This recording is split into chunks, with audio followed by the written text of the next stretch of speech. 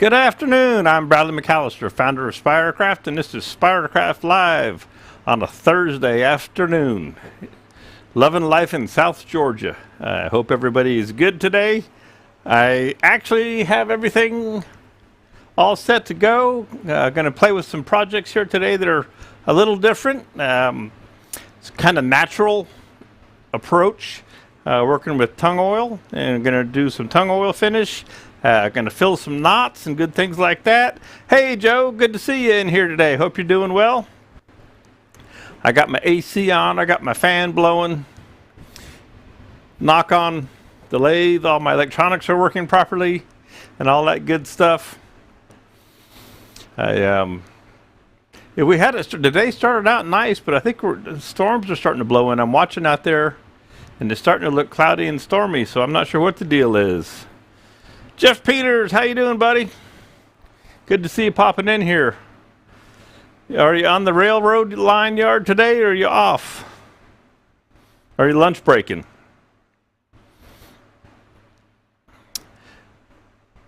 Not needing my AC here. Oh no, not. You're in Connecticut, right, Joe? Yeah, you probably don't need your AC yet. Jeff's on lunch. Good deal. Facebook user, good afternoon. Always wonder who the mystery Facebook users are. Happy to have you here anyway. Oh, there goes a stray cat who's eating all our outside cat food. All that good stuff out there. Cat wars in the yard sometimes. We have one outside cat, and there's another old scraggler who hangs around on the porch and eats its food and all that stuff. I saw it go sauntering by the van, the Spire buggy. While we're waiting for folks to come in, I will talk about a quick announcement of the Woodworking Expos. I had been hired by the Woodworking Expos to go out and do a dozen demonstrations up and down the East Coast this winter, spring, and they have dropped back to regroup. So they have canceled all the East Coast events and will go to work on their West Coast events. So if you see, and somebody reminded me that I still have it on the Spiracraft website, the schedule, I need to go take that down. So the Woodworking Expos have canceled the East Coast tour and are going to go to work on their West Coast tour, which will start in September. Hopefully they get everything worked out and we'll get on board. I built a new stage. It's over in the other building. A new mobile stage when I go out and do demonstrations at trade shows and all that. So it's pretty much ready to roll. All we need is some venues to go to. Michael McEwen's in here. Good afternoon, Michael. Hope you're doing well. It's Art. Okay. Facebook user. What else in my little world? The woodworking shows, which is out on tour right now, and I did not go out with this year, is in Atlanta this weekend. And so I'm going to pop over there on Saturday and go visit with my friends there and go out to dinner and hang around the show and just basically cause trouble and get in the way and all that good stuff. It'll be good to catch up with some of the folks out at the woodworking shows. And they've got a few more shows to go. I think they're going to New Jersey after Atlanta, and then I think they have one more after that. So we're working on getting the trade shows back up and going. It's a tough thing. Trying to get folks to come out and get the vendors on board with the economy and all that stuff. So it's kind of understandable, unfortunate. We'll move on. So that covers that. And let's see. Well, it's a few minutes after. I'm going to take my watch off just because I got to put on a set of gloves today. So as you may have read in the title and in the post earlier, couple of things I want to do. I want to do a tung oil finish and a natural brown stain. This is all kind of a natural theme today. So we're going to do a natural brown stain on the wood, and we're going to use a tung oil finish. And also I decided I wanted to along with this, do a fill on a resin, on a knot hole with the resin.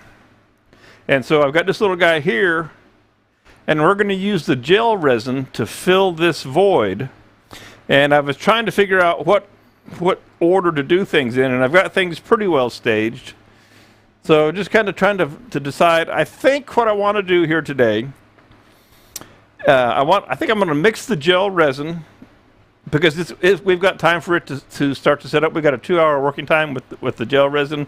And the gel resin is distinctly different from a regular casting resin. It is a gel. I mean, you'll see, it sticks to a spoon kind of thing. And I'm going to color it to try and match a knot grain, if you will. It never really looks just like, a piece of wood, but with some brown and some black resin tint, we'll make that resin. So I think I'll mix that up first, and then we'll apply it. We'll check the heat with the infrared thermometer, and put that into the piece a little bit later, or maybe at the end today. I have 2 pieces. Actually, I have 3 pieces. I have a piece from the past that has the brown dye on it. This it's not really finished being turned, but change. There we go. This is a piece that has some brown dye on it. This is ambrosia maple, and I may put it. I want to use this as one of my demonstration pieces today in the stage. This is a piece of sycamore. It's just a scrap platter. It's kind of wonky and all that, and so I just sanded it very quickly. And I also have a piece of ambrosia maple here that we're going to go through the different steps with. So I've got a number of pieces of wood. Now, what I did to save time is I've already put a coat of sealer on this one. So this one is ready to take dye. This one doesn't have anything on it yet. So after we mix the resin, I'll put a coat of sealer on this, go through that step. We'll set it off to the side. Then this one has been sealed. It's ready for dye. We'll go ahead and dye it. And then maybe the sealer will be dry on that one by the time we finish with that. And then our resin should have started to warm up, and we'll put the resin in our knot hole. And so that's kind of the plan for the day in a real loose fashion. Okay?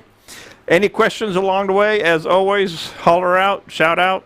Notice I turned the headstock around on the lathe. Since I'm not turning anything today, I thought we'd let people know that the Nova Nebula is what we're working with here.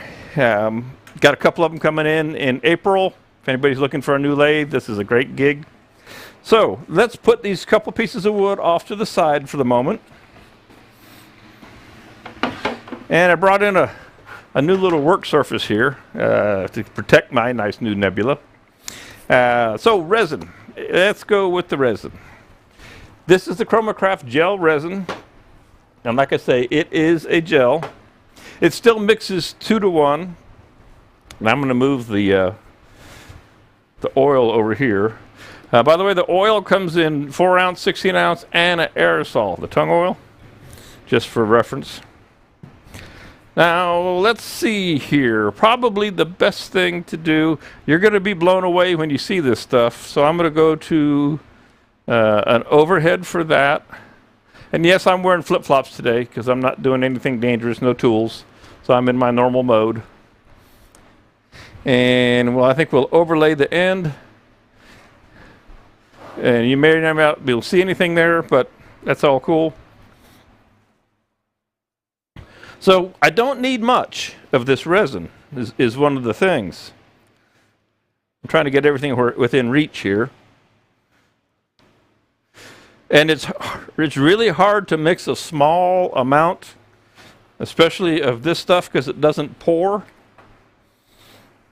It's not pourable. The catalyst is, the B component is pourable, but the A component is not. So I have a number of small little cups here, and I'm going to end up making more than I need. There's just no way around that. So, and these are not really graduated, but what I think I'll do is I'll fill one of these up, and then I'll fill another one halfway with the B component, because it's a 2-to-1 ratio. And that'll be close enough for what we're doing. I think it should do just fine. Now, I opened these up earlier, and it is difficult to mix, and this is also, it's cool right now. So you can see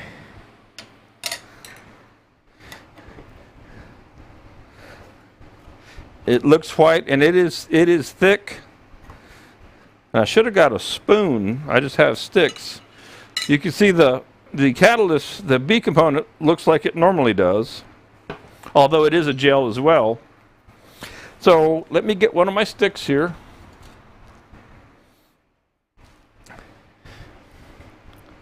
And when they call it a gel, the beauty of this gel is that it doesn't run. All right, it's not like your regular casting resin that will run. And I see my head's getting in the way, so I'm going to have to remember to try and lean back. So I'm just going to use this stick, and I'm going to get myself approximately a half a container here. Okay? Again, it's way more than I need, but this isn't going to go into a syringe very easily. I don't have a big horse syringe. So in the side camera, you can see I filled that about half. I could actually turn it sideways like that. It wouldn't quite run out. All right, so that's about a half. All right. It is a gel. It is thick. Okay. And what my thought is once I get this mixed, I'm going to split it back out, and I'm going to make a batch that's brown and a batch that's black. Okay? I got a whole bunch of stir sticks over here today to work with this. Like I said, a spoon would have been a better choice, but I didn't think of that till just a second ago.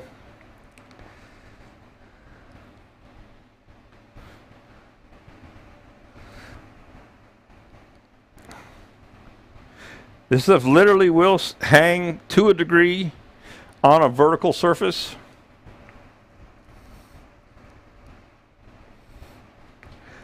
Although, and it's like any resin, it is temperature dependent. So if it was really warm, this would be more fluid. I mean, I've got it, it's about 65 in here because I'm trying to keep the humidity down.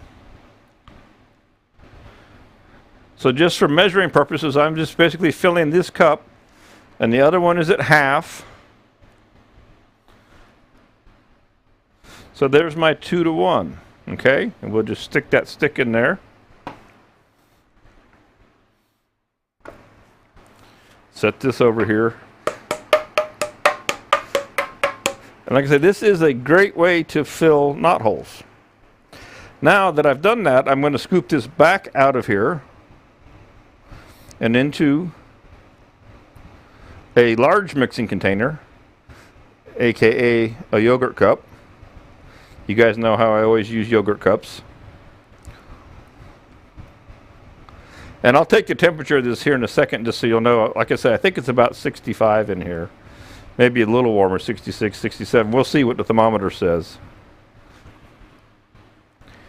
So I scrape that out the best I can.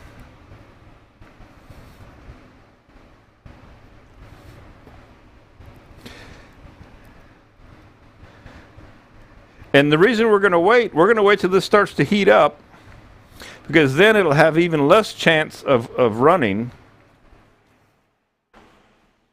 at all out of our knot hole. And again, here's our knot hole, and we'll prop this up somewhere with it sitting vertical like that, so you can see it.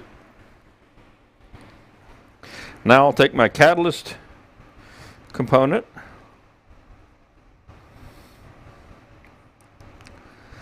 and add it, and then we'll split this back out and make a batch of black and a batch of brown, and then we'll put them together into our knot hole. These little cups, these are off of a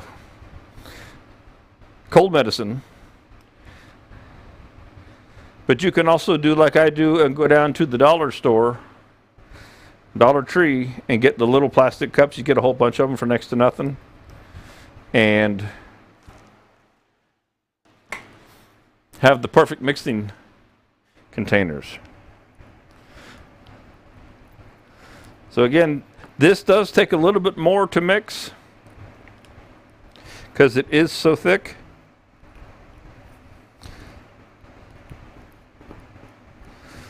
Looks like I got a fleck of dust in there, a little wood chip or something. So I know what's going on because I have this black work table. I can see that it's making the white really, really white. So the white balance on the camera is having a little trouble against this white jar. I apologize for that.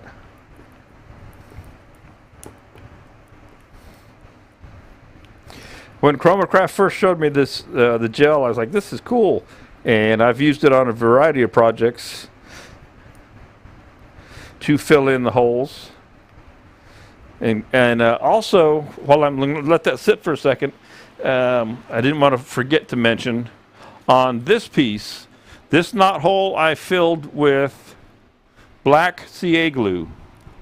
Just for something a little bit different, I used Starbond medium black CA glue, and I filled those cracks around that knot hole, and then sanded it back. Michael, you recognize the work table. Good eye. Good eye, buddy. I was like, what can I use for a work table that fits over the lathe, is plastic? I thought I was pretty ingenious, you know. Of course, the downside today, Michael, when I came up with the idea was that all the empty ones were in the boxes that were buried underneath a bunch of other boxes. So over in the, where all the product is stored, I unloaded a shelf to create my little work table here today. Because I don't want to get this stuff all over the nice new Nebula. Again, I'm giving this a really good stir. Scraping the sides down well. Now I have more of these cups. And so I'm going to split this out.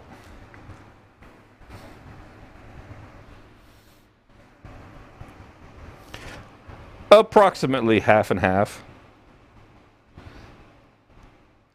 It works with the same resin tints as the regular casting resin does. These will be close to full.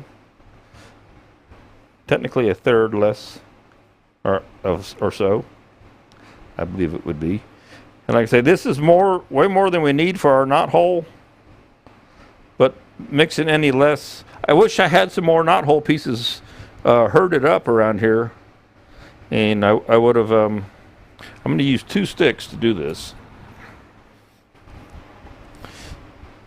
Because this stuff is so sticky. Kind of scrape one stick with the other.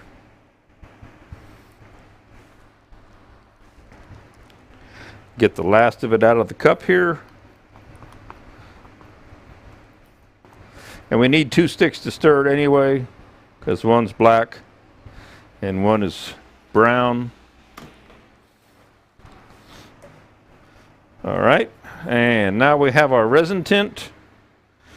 And I have brown oxide. I've got black, straight up black. And then I've got a couple of choices. I have brown oxide, brick red, and red oxide to choose from. And if I turn them up like this, you can see the difference, kind of, sort of. You got stickers on the end of them. And if I look at my piece of wood, my knot is pretty dark. Okay?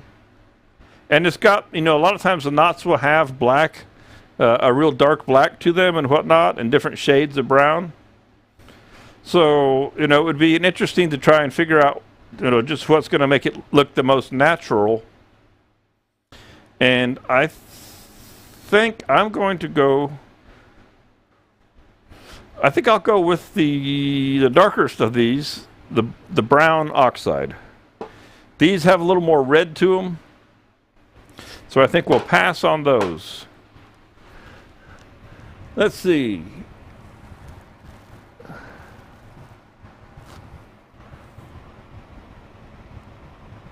One could also use individual guacamole cups for small cups. Thanks for the dollar store tip. Oh, absolutely. Absolutely. So, let's shake up our resin tints real good. I'll do double-handed shakes.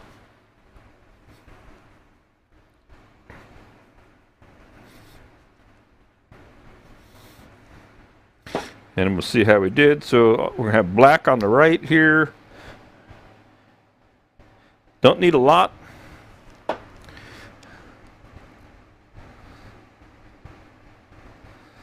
Because it's a concentrate, a little bit goes a long way.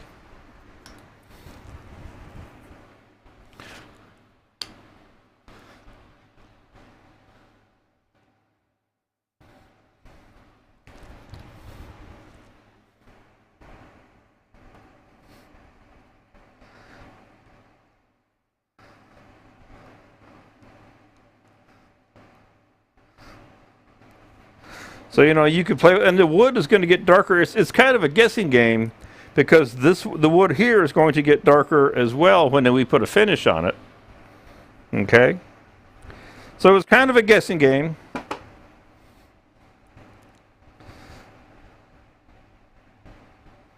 I think I'm going to put just a tad more brown in there. Okay, that's good. And if I lean my head over, I apologize because I'm reaching over to the table to do these things.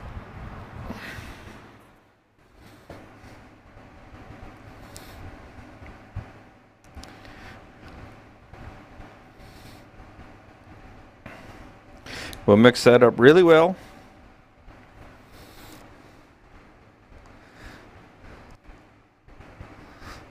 Now, like I said, we're going to wait, you know, we'll put this in at the end of the day, but you don't want it to be so close to setting up that the bubbles don't have a chance to rise up to the top. So let's see what we have for temperature in this thing. 73. 73. The tabletop is 68. Other things in here, 67. So the shop studio is about 67, 68 degrees. The resin's already a little teeny bit warmer. All right, so I'm going to go and put these around out front and just set them out of the way so that I don't inadvertently knock them over. And I will move our piece there as well.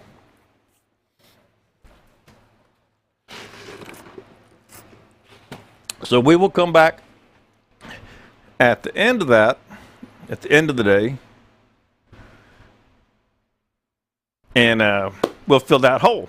Okay, now time to put on some clear sealer and then the tung oil, and then excuse me, I skipped the brown dye part, which is why I'm putting on the gloves.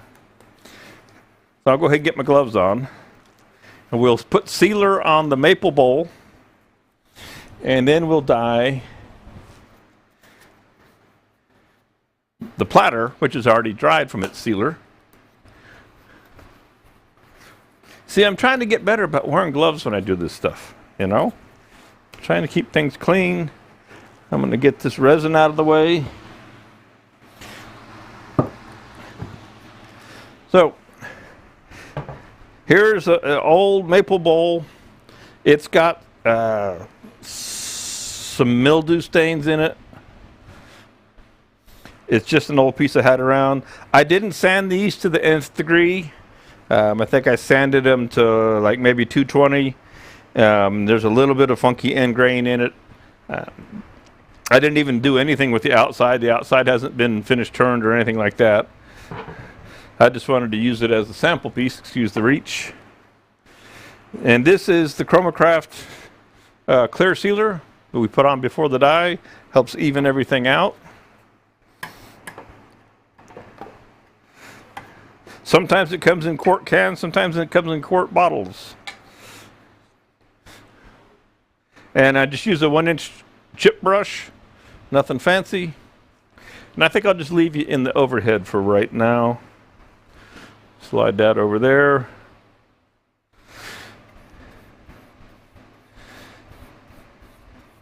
And this just helps even everything out.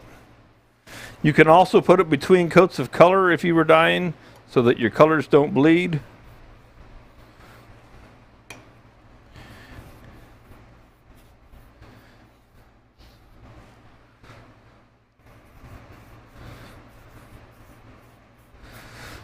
You can see the mildew stains. The black gets really dark.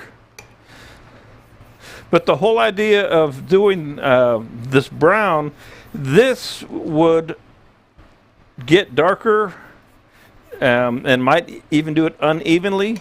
So by dyeing it brown, giving it some color, it's going to help stabilize the colors to a degree so that it won't change dramatically or as dramatically. And then the tung oil, I decided to use the tung oil today just because I haven't used it out here before. And if you really want that touchy-feely, you know, feel the wood kind of finish, the tung oil, it soaks in, it cures hard. After, depending on what you read, I read a variety of articles yesterday and this morning. So it depends on who you read. 24, 48 hours to 30 days. Just depends on who's writing the article, on how long it takes to really dry. And as long as it's pure tung oil, not a tung oil finish, because the tung oil finish will have dryers in it and other components. This is completely food safe. Once it cures, it is a natural oil. It's made from the tung tree seeds being squished or pressed, and so they squeeze out the oil, and that's what produces the tung oil. And this is, again, Chroma-Craft, and Steve Cook is a good friend of theirs over there, and it's got his name on it, and he's been using it for years, this particular recipe, if you will. So I'm going to put this over here and close this, seal this up.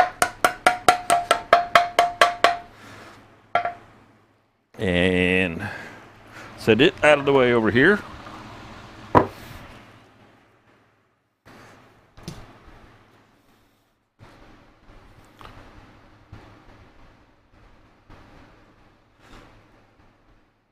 Not hummingbird tongue way? Don't think so. Don't think so. So I'm just going to set this guy over here to the side, and I'll bring up our other one. Now, it was interesting talking about filling holes. It was running through, the CA glue was running through the crack. So I turned it over and shot it with accelerator, and then it's got a nice color of red on the bottom of this, doesn't it? I get multiple uses out of my pieces. And then I went ahead and finished filling the crack there. Yeah, and sanded it up real nice. And that's just another way to work with a crack in the finish or in the piece. And again, so now the tung oil, it comes, as I say, in liquid, 4 ounce, 16 ounce, or in an aerosol can if you so desire. And again, I'm going to pour some off into good old yogurt cup.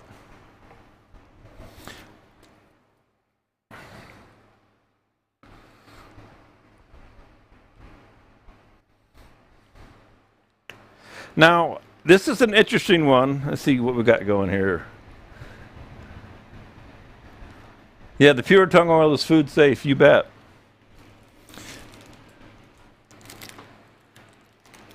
And because the others that are, if it says finish, be sure you read it, because it could be, they could have put other ingredients in it.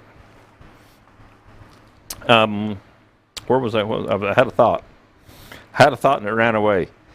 This guy is pretty warped too. If you'd seen it on the lathe, me trying to sand it, it was kind of crazy. Oh, well, what I was going to say, I'm going to pop back up here for a second. What I was going to say is, in my reading today, and I didn't pull out my Bob Flexner book because I don't know which box it's in. It came back from Colorado. Some articles I read say to sand between coats of tung oil, and other articles say not to sand between coats of tung oil. Chroma-Craft's instructions do not mention sanding between. They just say put it on and let it soak in, wait about 45 minutes and take off the excess and then put another coat on. Some say wait a day, some say wait 48 hours. And everything that was, the one consistent thing was that temperature and humidity do affect the cure time of the oil. And the oil will truly cure hard over time. So I'm down here in South Georgia. I mean, it's cool, kind of cool this winter. It's always humid, so it does take a while here. So if you go reading about tung oil, like so many other things in the finishing world, you're going to find different suggestions that may not match. So I think, to me, the best thing is experiment, try it the different ways, see what works. If you don't have to sand between them, and I don't know why you would sand between them, you know, Bob Flexner is considered the authority on finishes, and I didn't read what his book said, so I can't speak to that 100% right now. So I don't personally think you need to sand. You know, who knows? Let's see what's popped up in here. Filling cracks, filling knots also makes stuff safer. Yes, absolutely, much safer when turning. Okay, so first coat of tung oil, and we'll put, if I have enough time, and I think I will today, we'll put 2 coats of tung oil on this. And we're going to put it on liberally, and it's going to be curious to see how, and I'll get you an overhead of the angle of that, how much it changes. This is sycamore. As you guys know, I have a ton of sycamore. And you can put it on with a rag. This is so big, I'm going to put it on with a brush, and then I'm going to take a paper towel and spread it around. I just felt I could get more surface area covered with a brush. And then I'll use a paper towel to move it around, because it's going to soak in, and it'll soak in some places more than others.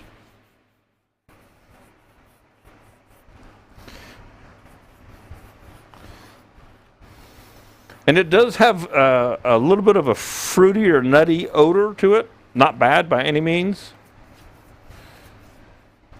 My other favorite natural finish would be to dye something and then just wax it. But oil finishes are good too. It also, one of the nice things about tung oil is it does not promote mold or mildew growth in the wood. Boiled linseed oil is the other alternative. It's less cheap. It's cheaper. It does have dryers, Japan dryers and things like that in it typically. So the tung oil is more expensive, but it's also a more pure product. So in the realm of simplicity, you can't get much simpler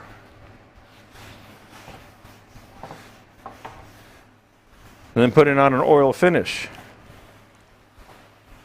And I'm just going to work this around for a couple of minutes so that it's all uniform as it soaks in.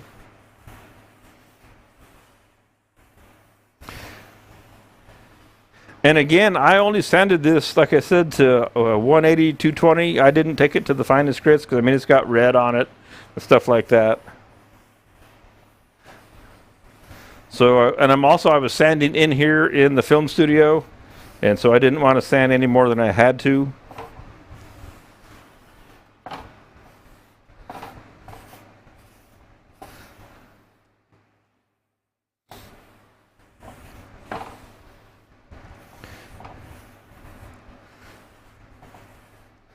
Okay, so that looks pretty even. That looks pretty even. So we'll set this off to our other piece over here. This piece, the sealer is still drying. Okay?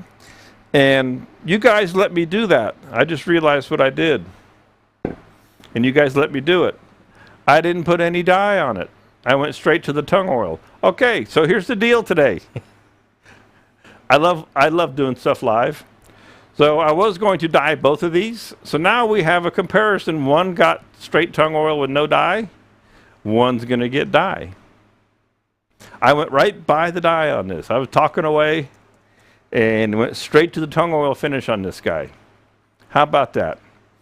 Well, you know, truth is stranger than fiction. And that's okay, because now we know what sycamore with straight tung oil and no dye on it looks like.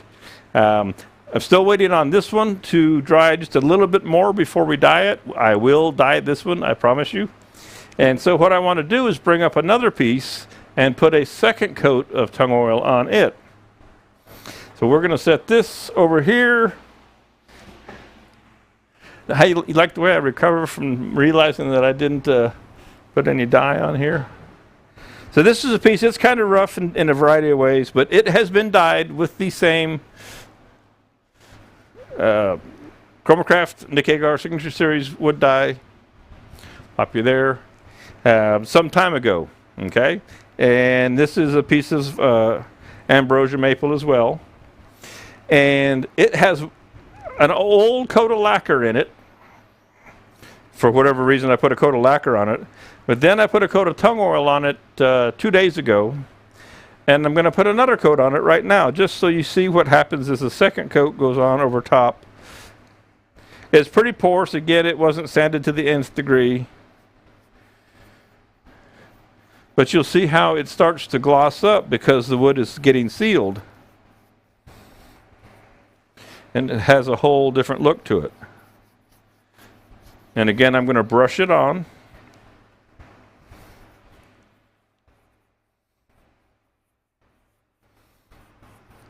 Again, it gives you that super, organic, just natural wood feel.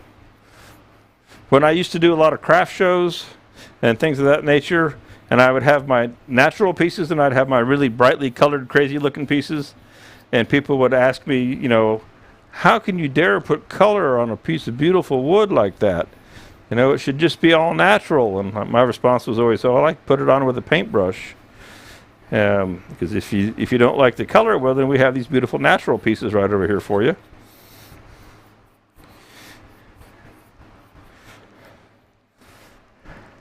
So that is the second coat, and you can see the big difference between a first coat and a second coat. Right? There's literally no sheen to that. And I'll wipe this around just to get it all nice and even and uniform. And the sheen will go down. And you can build it up as much as you want. But it's not really intended to be a gloss finish or a high gloss finish. You just want to seal the wood, protect it, let the oil give it its color.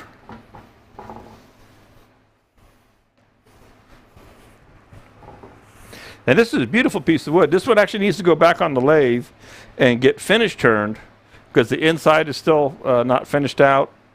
But what I'll do is I'll turn this whole top edge away. I'll just cut all this off. There's some resin got spilled over there.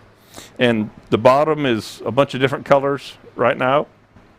Me getting mileage out of a piece. So I will return this at some point in its life.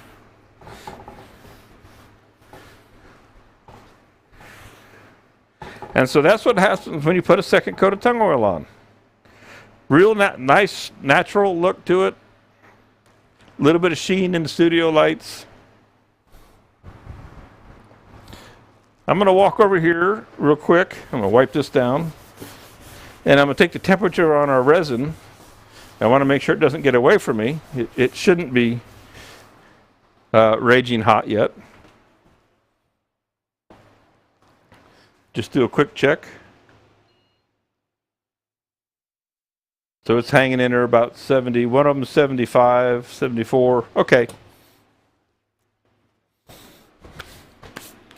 Okay. So we're going to go ahead and dye this guy now with our brown dye. Another yogurt cup.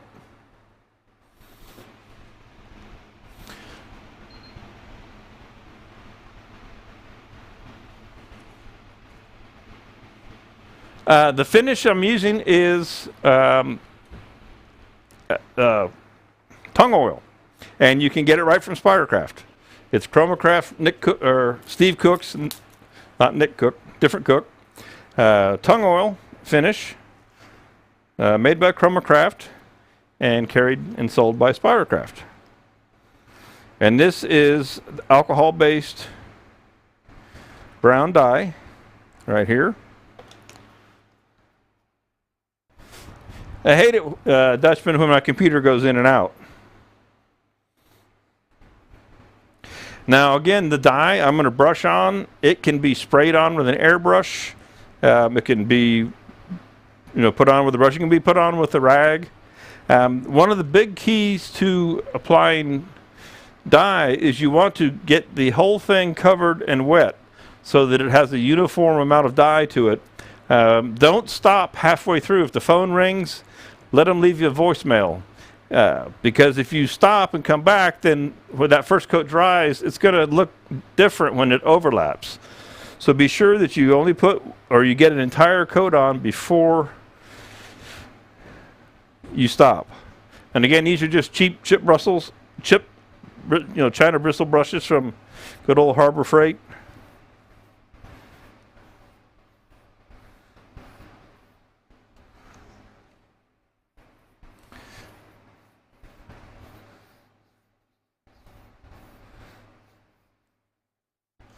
And this dye has a little bit of shellac in it as a sealer, and a little bit of a resin, which they won't tell me what that is.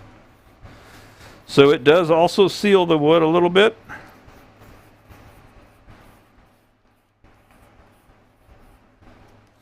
Now, putting the sealer on helped the end grain not soak up as much. It makes for more uniform. Just like you seal pine because it's so blotchy. Well, the end grain on this would be darker if I didn't put the one coat of sealer on it. And the sealer is essentially the dye without any color in it. Okay.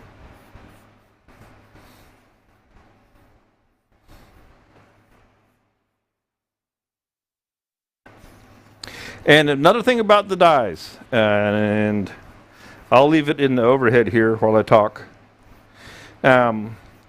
You don't have to run the dye straight out of the bottle. You can dilute it. It's a nice ratio mixture as it is, but if you want to experiment with your dyes, you can cut it by 25%, 50%, and get a lighter color. And one of the things that I like to do, what I think I'll do is leave that overlay in place so you can see that.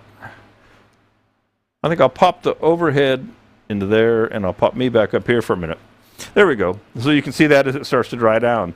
One of the beauties of working with dye, and I used to do this all the time, I would have a storyboard, if you will, of the colors on the wood that I was working with. So, and I used to work a lot with water-based dyes and powders. And I would make what the recommended mix was, what I called 100%. And then I would make a 50% and a 25%. And then I would have a little storyboard stick, a scrap of the wood from the log that I had made the piece out of, or the pieces out of, and I would put the colors on of the 25, 50, and 100% of the dye.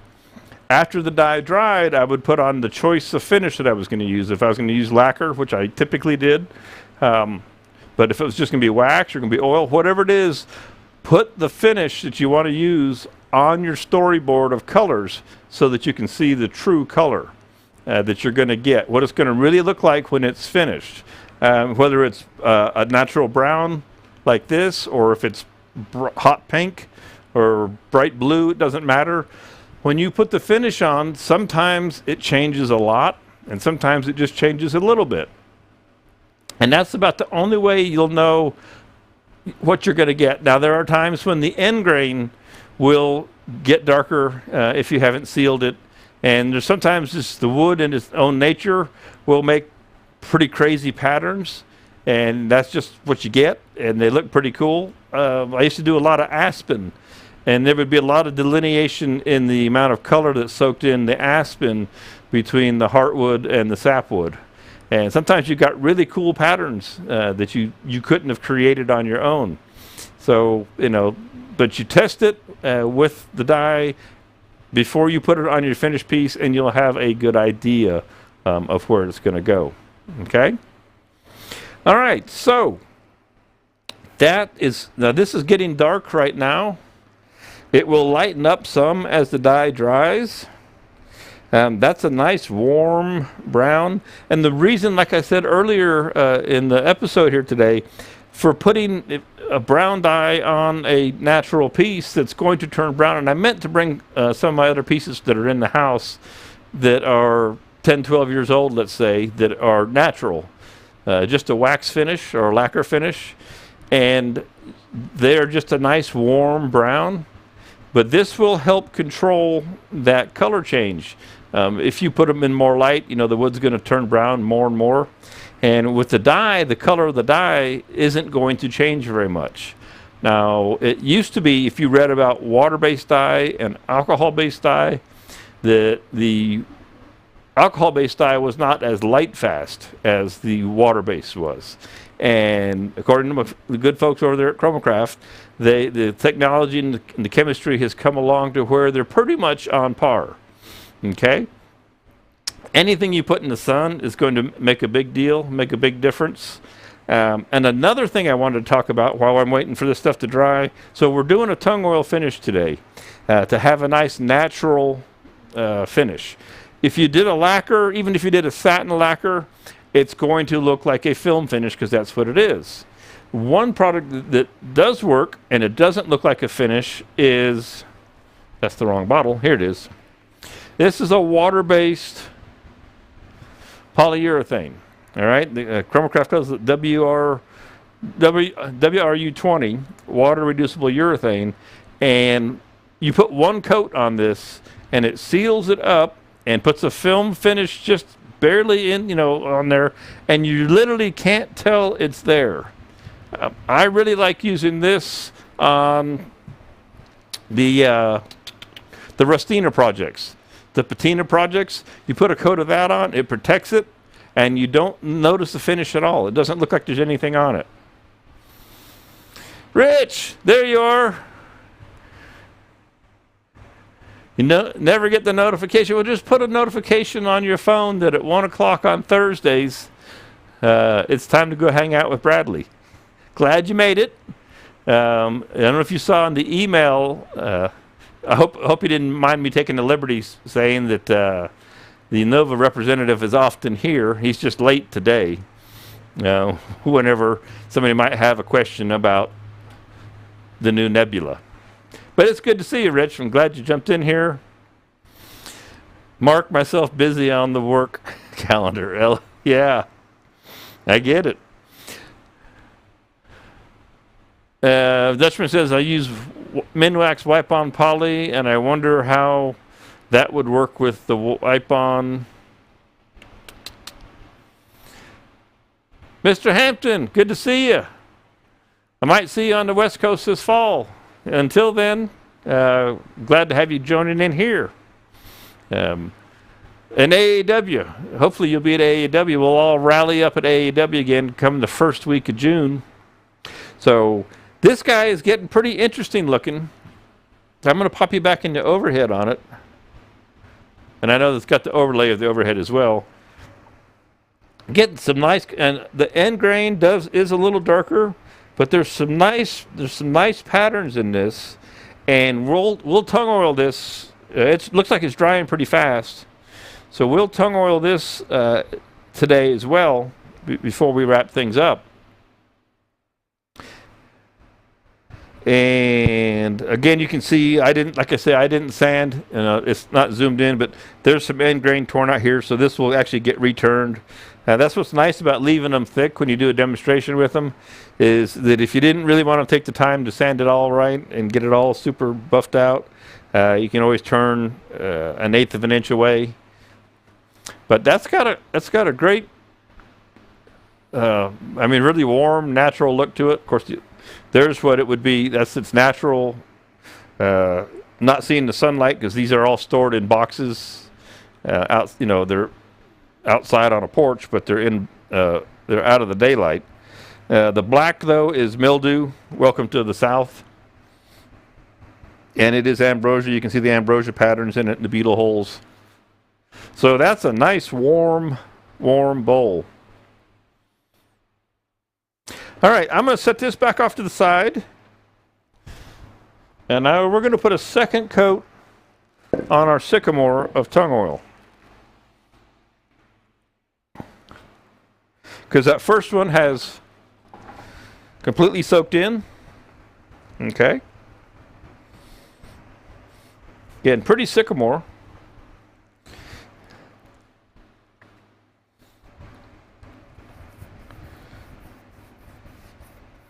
Again, I'll brush it on and then I'll wipe it around with a towel. And I wouldn't do more than 2 coats in one setting like this. And then I would wait a day if I was going to continue. It just depends on, you know, how much you want on it, and how much you want the natural texture feel of it.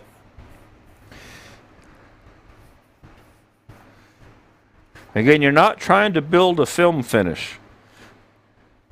It's a sealer and an oil finish that protects the wood, keeps it from absorbing, especially in a food environment, food materials, and growing mildew from having food on it and mold. But it's not intended to be a finish that you see or feel, hear. Think of it as a silent finish. It's there, but you don't know it. And I'm going to flood this pretty good because I see a couple spots that are soaking in pretty quick. So I'm going to hit a couple of those again.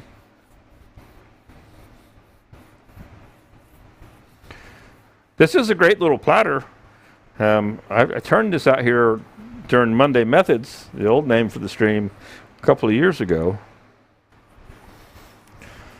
Not sure what my plan was. I think it was just a thin platter. This one spot right here is taking in a lot of material. The rest of it you can see, if you can see in the sheen, is definitely sitting on the surface, with the exception of right here, right there. Let's see if I can get that to show up in the camera. See that dry spot? So that spot is thirsty for whatever reason. Right on the left, right there by the end of the lathe handle. That spot is thirsty for whatever reason. And so is that one getting a little thirsty? And again, it does take several days for this to really dry and cure. And you can always come back and just add another coat. Whether you want to go with the sand between theory or not is up to you as far as I'm concerned. But you can always just add a coat to it.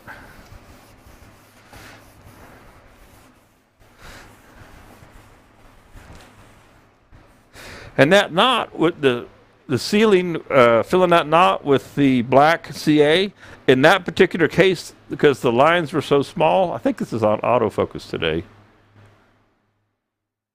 The cracks were so small, it doesn't look obtrusive at all. It looks like I have a little bleed or stain still there that I didn't quite sand it all out. But that's not a bad fill. That's unobtrusive.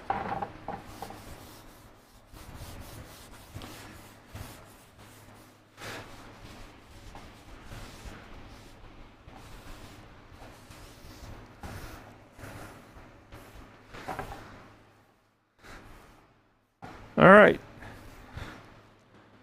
So that's looking pretty good. Considering I forgot to put any dye on it.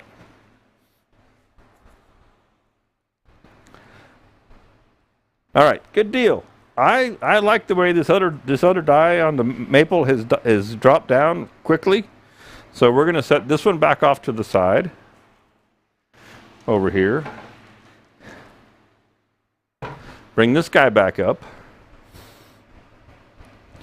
And I'm going to add a little more oil to my container, and we're going to go ahead and oil this guy. And we'll try and get 2 coats of oil on it while we're here today. There was a little bit of sediment in the bottom. I had shaken this up earlier. We'll give it a stir.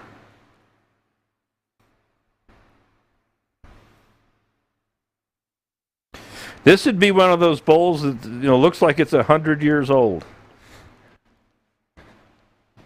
which is pretty cool.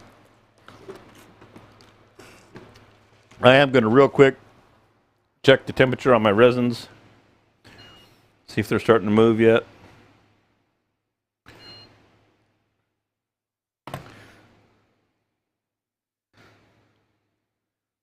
They're still kind of hanging out.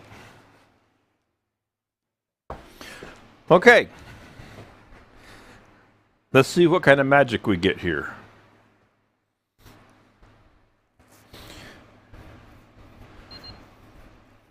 Beautiful.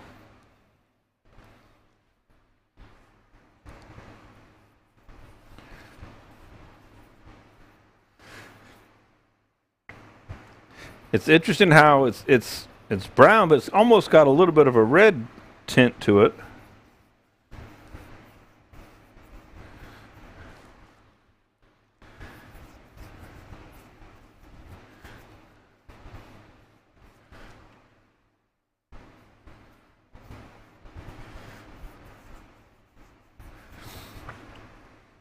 I was thinking about using this brown dye and dyeing the entire floor of my new shop next door.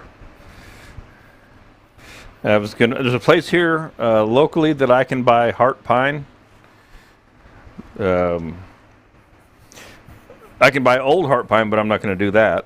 But new heart pine, and I was going to dye it with this brown dye. Get a couple gallons from Chroma-Craft, and then put a poly on it and have a really cool old looking workshop floor. And I'm watching this soak in, so I'm going to keep brushing some, especially in the end grain there, because it's thirsty.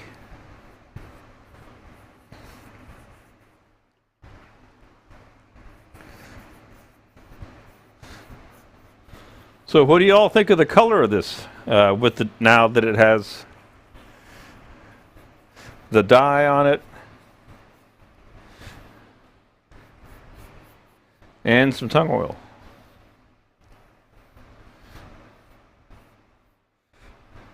That's like, if it was a little bit deeper, that would be the awesome movie night popcorn bowl.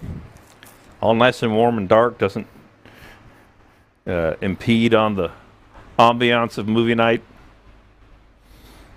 And you can still see the ambrosia pattern in there. There was only the one there, and there's one right there.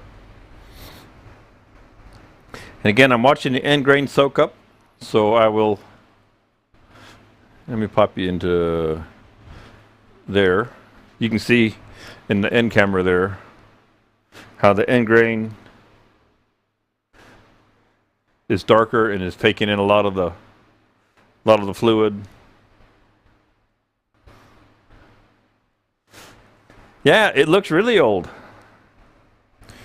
It's like instant antique.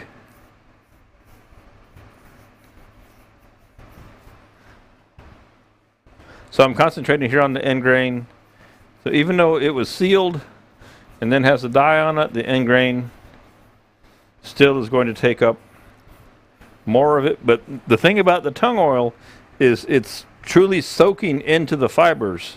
Your film finishes, they soak in a little bit, but mostly they sit on the surface. That's why they're a film finish.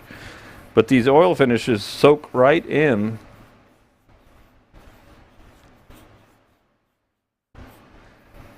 And go deep down into the wood.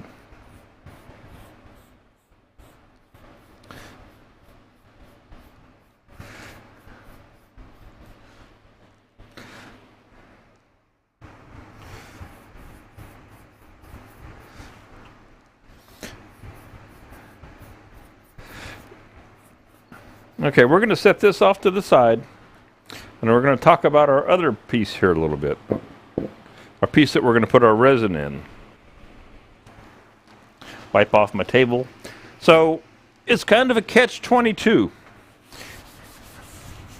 I like my plastic tables. It cleans right off.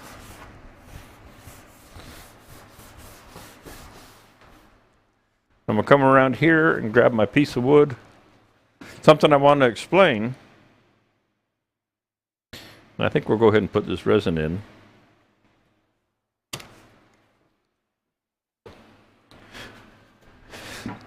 when we put the resin on, and it's going to spill over the edges, it will stain the wood. The wood will get darker.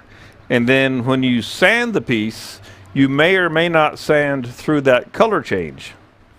You can seal it. You could put sealer on it. You could put sanding sealer. You could put shellac. You could put the dye sealer, and it would help minimize that. Or you could just let it be natural and do what it's going to do.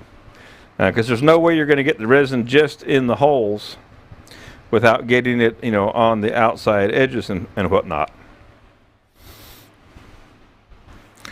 So that's just something to consider. That's one of the things. I'm not always a big fan of CA glue, because when you fill a crack with it, you have to sand a lot of material away to get rid of that color change that happened with it. All right, so I think I'm going to go ahead and start this process.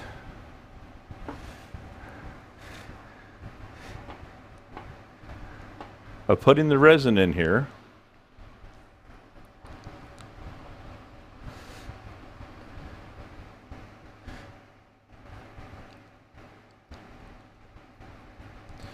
Oh, there's a chunk of wood I didn't know was loose. How about that stuff? I don't really want to grab it with my hand. Time for a new stick. And I wish I had a way to hold this thing up. Let me see something here real quick. Let me see if I have a holder. I can make a holder. Not quite. I thought my glove box, I could make it into something that would hold this upright. Now that kind of works. So that I don't have to try and hold it completely. All right.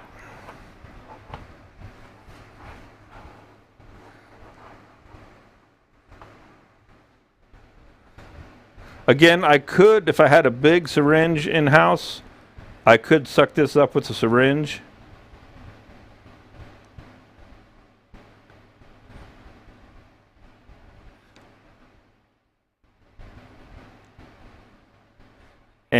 And squirt it down in there.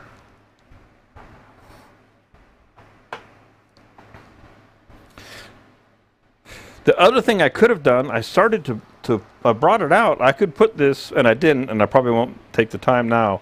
A perfect thing to do would have been to get my Woodcut Tools Pro Mount carving stand out, put this in a chuck, and just hold that. That's why I brought it out here, and I forgot all about it.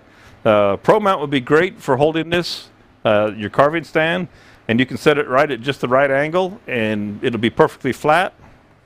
Yeah, that would be all cool. That would have been a great thing. That's why I brought it over here, and I didn't do that. Maybe I'll hold up here for just a second and do that.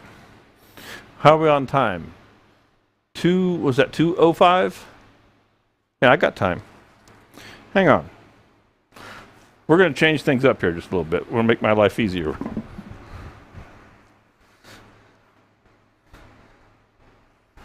Y'all don't mind, do you?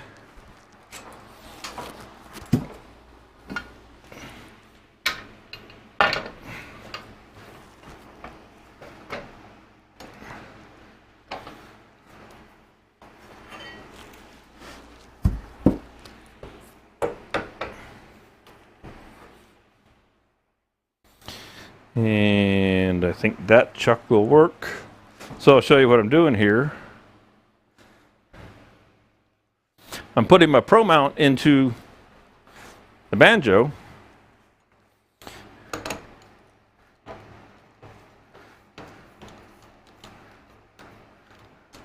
Put a chuck on it.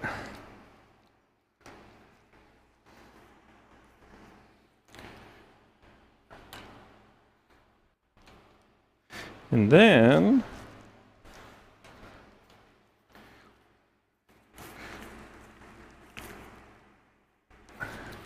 let go here. There we go. Get that at the right angle.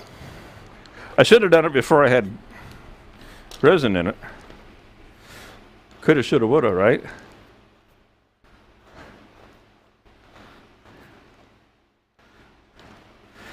Like I said, I needed a third hand, and I had it here. I just forgot that I had brought it out.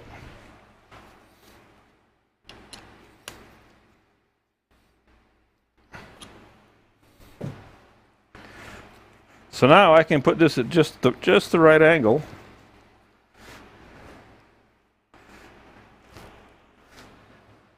And what I'll do is I'll just kind of move my table out of the way for a minute. I knew I had brought that out. I had the thought, and then I forgot. I have too many thoughts going on in my head, you know?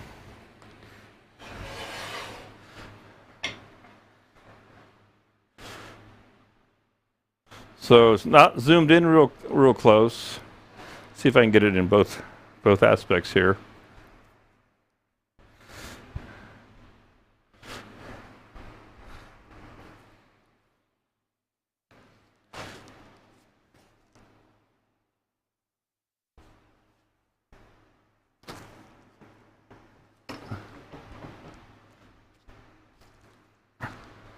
And tilt that to the right angle. That's the beauty of this Pro Mount. It will go to literally whatever angle you might want. Okay? Now, I'm completely free with my hands. I'll give you an overlay of that. You can see, oh, something just popped up on my screen that gets in my way on a computer. Hang on just a second. Bit Defender, go away.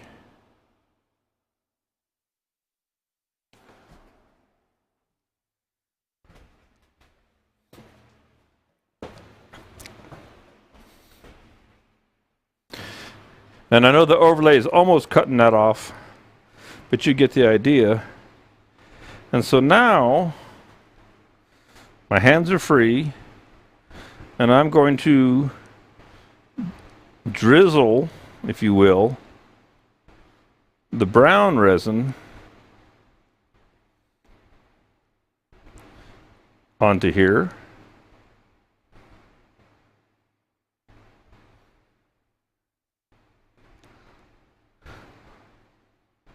And when it gets cut back, because this will go down in there, you know, and I may do a little swirl to it. You know, I can go boom, boom.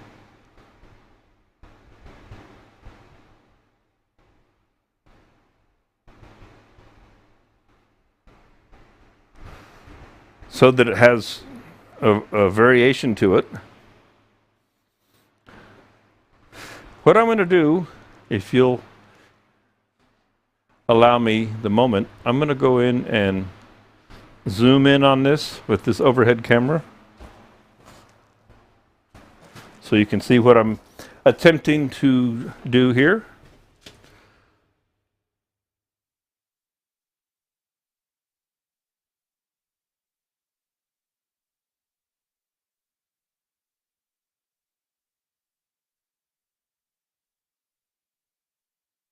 And then I'll just slide that banjo over.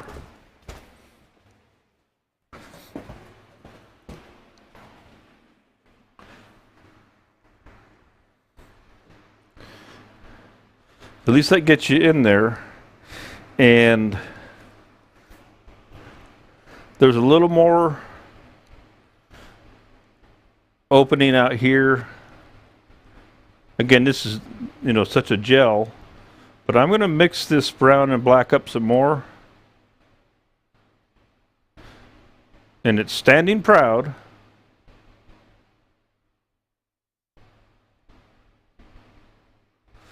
Of the hole, which we want because it's going to soak in. And we want it to be taller. So now we have a blend there, and I don't know how well you're seeing it in the shot. The overlay is kind of in the way. It'll go away there in a second.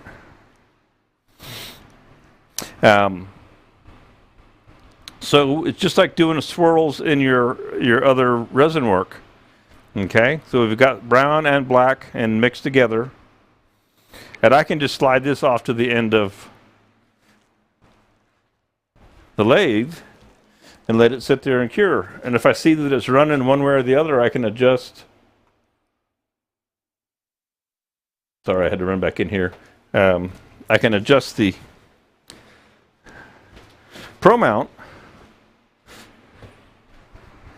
for that. So that's pretty cool. That's all set.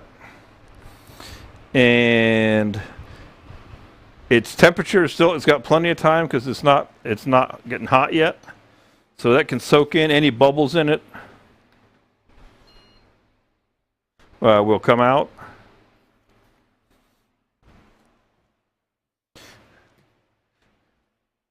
And it won't run. It won't run away. It looks like I could rotate that just a little bit that way to make it. It looks like it's trying to run off that way.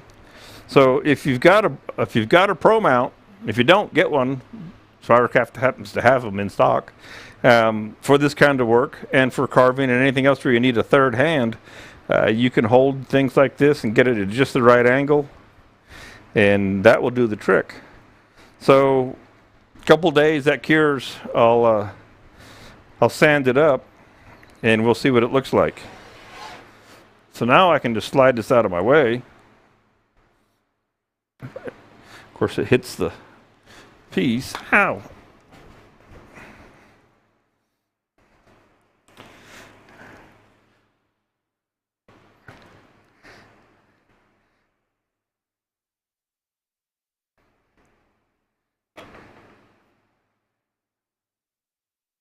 Got to flip that lever. There we go. Got to have everything in the right place.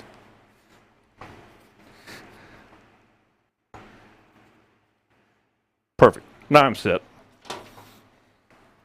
So that was handy dandy to take care of that issue. And let me put something back out here so we can re-zoom that camera back out.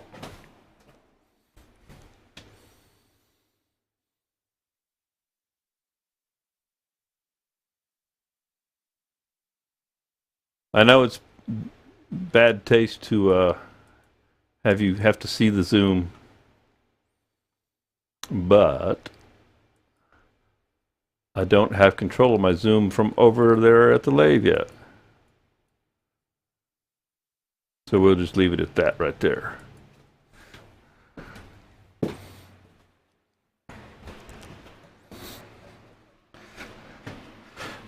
All right, you can see we have excess pooling here now. So I want to go ahead and take a paper towel and redistribute that. Okay.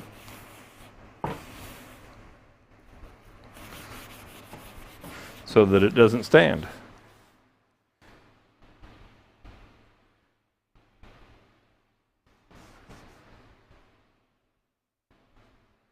Yeah, I think we got rid of I took off the overlay.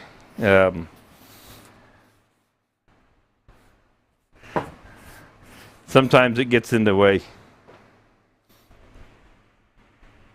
All right, so that's that. That's cool. How is our other one doing? Well, it's looking all nice and natural and clear.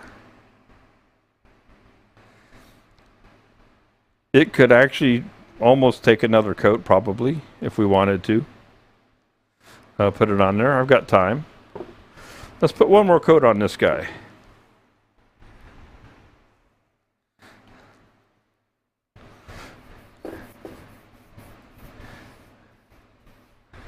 So we're kind of going to wind down here pretty soon. If there's questions about the tung oil or the gel resin or the dye or anything, pop it in the chat column there for me. Or anything else that might be on your mind. and I would be happy to attempt to cover it for you.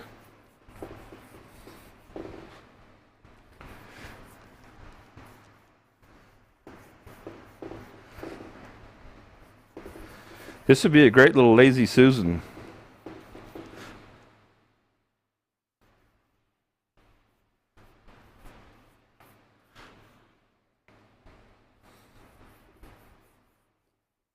The flex and the sycamore are pretty cool when they come out. When I cut this sycamore log, the 6,000 pounds of it, I cut a lot of it is pure quarter sawn and made some interesting pieces out of that.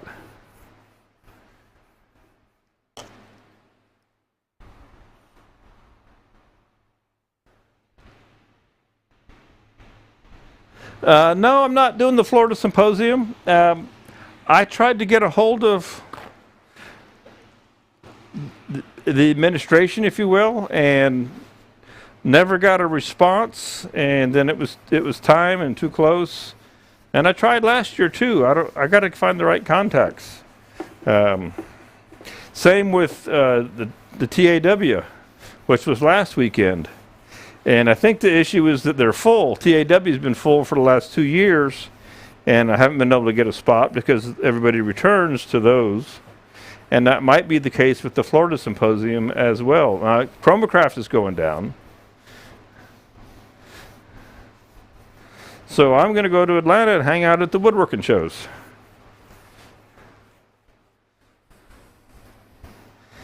Because you were not here earlier, Rich.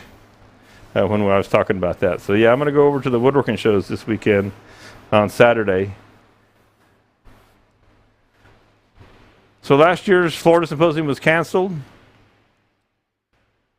Yeah, that would be great. I'd love to get down there with it in 24 if I can make it fit. In theory, I'm supposed to be out with the woodworking expos. Well, I'm supposed to be out there now, but that fell apart, and maybe they'll have it together for next spring.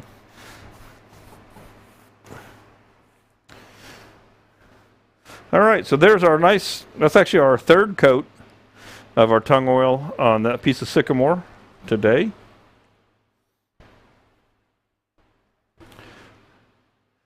And we'll just let that soak in. That's just a nice blonde piece of sycamore. Again, filled the crack there with CA glue.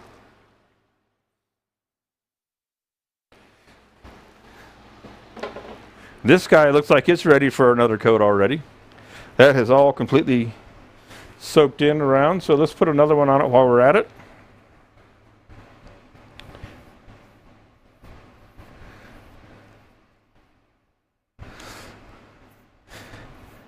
And you can wax over top of this if you wanted to put a wax on top. You could do that if you were so desired.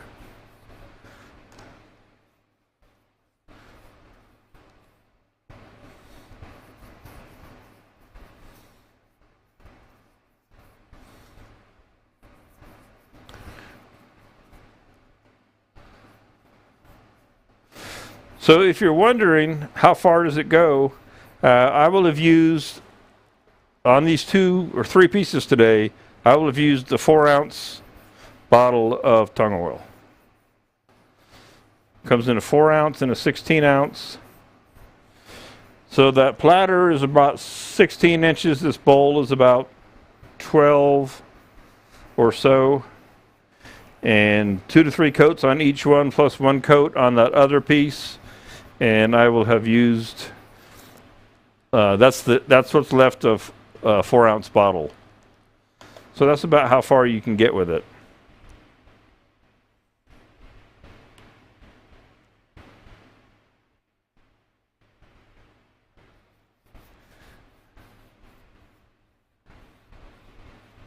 You're missing the symposium, taking action pistol classes tomorrow and Saturday. Well, that's a good thing to do too.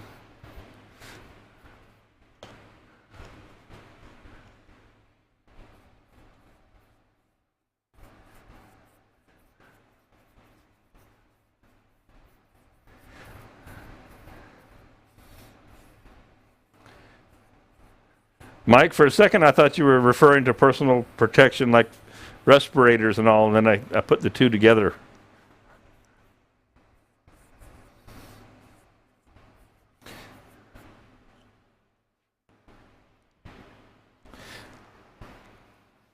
All right, good deal. Let's pop back up here. Hang on just a second. I'm going to take a quick sip there of soda. Pop back up. I think I'll remove the gloves since they're all nice and slimed out on the inside. Again, the Pro mount is hanging out over here, and the resin has flowed out nicely. The brown, I don't have any way to get super tight on that. The brown and the black are doing pretty cool things as far as trying to replicate a knot. That's one that I haven't practiced, making it look just like a knot. But it would be a good one to see if you could create faux knots and with the fills with the resins. And I think with enough patience and practice and trial and error, you could do that. Let's see what's going on over here.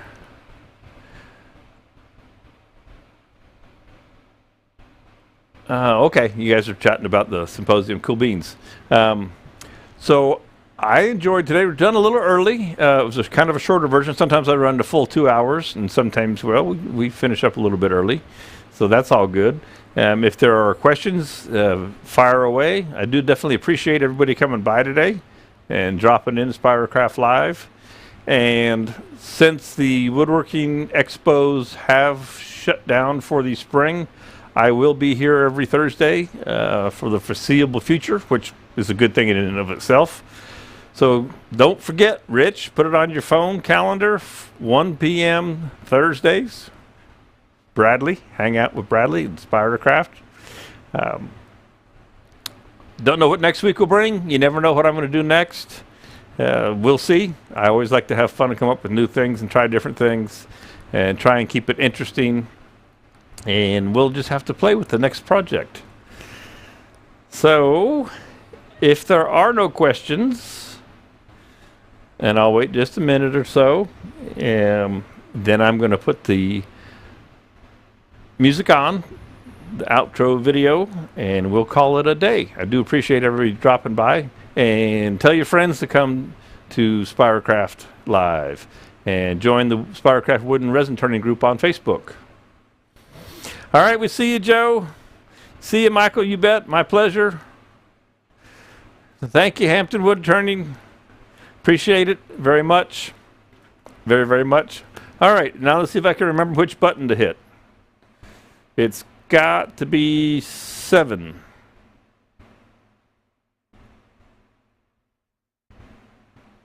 Or 6.